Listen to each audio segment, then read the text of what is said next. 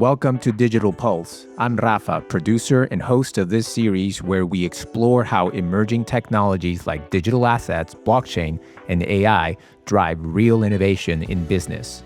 Each episode is crafted using a fully AI-enabled workflow.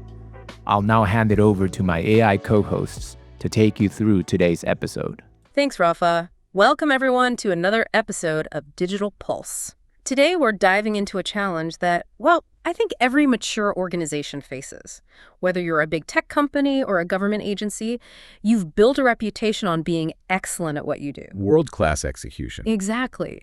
But that operational mastery, it isn't enough anymore, is it, to really grow? So we're talking about pragmatic reinvention. And that's the key phrase, pragmatic. This isn't about, speculative R&D moonshots. No. It's about leveraging the incredible assets you already have, your trust, your infrastructure, your scale. It's about recombining proven things in new ways to unlock value, and honestly to do it faster than any startup ever could. Okay, so how do you frame that? Is there a model for thinking about this? There is. We see innovation falling into three pillars, and it really depends on the question you're trying to answer. So pillar one is all about efficiency. It answers the question how. The how. So this is your operational excellence. Exactly. Process optimization, delivering value that someone else has defined. Think of it like custom app development or being a contractor. This pillar is your engine. It creates all these reusable assets, these little technological dots. Got it. And pillar two? Pillar two is the leading edge. This answers the what. This is strategic adaptation.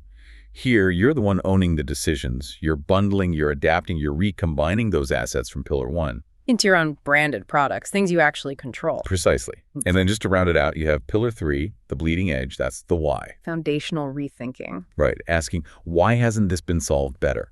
It's super important, but for most incumbents, the real pragmatic action is in that jump from pillar one to pillar two. Okay, but that's the jump that feels so risky. I mean, if your whole reputation is built on that predictable, efficient execution in pillar one, how do you even start moving to pillar two without scaring your clients or risking the core business?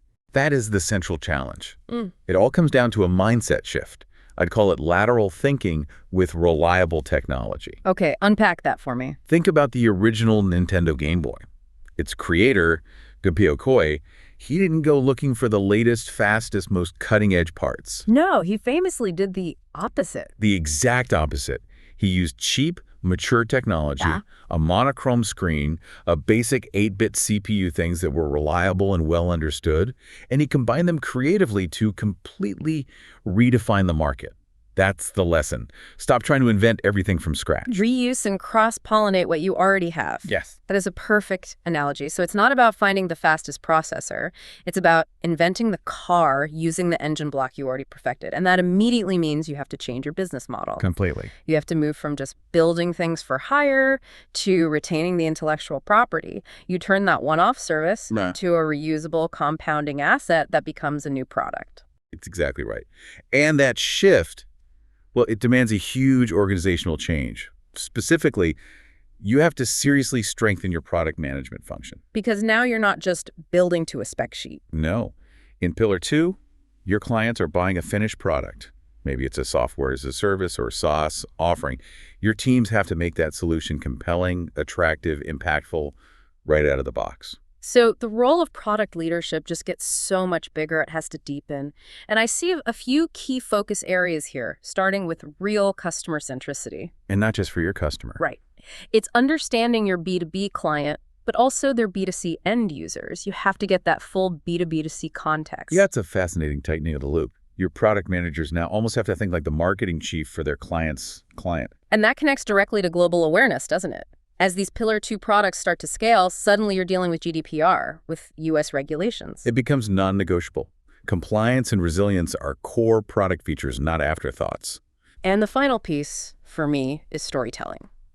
Your product leaders, they now need to be evangelists, what we call internal evangelism. You have to sell the vision inside the company first. You have to. You're trying to position the whole organization as a market shaper, not just a really efficient builder. And that requires a powerful news story.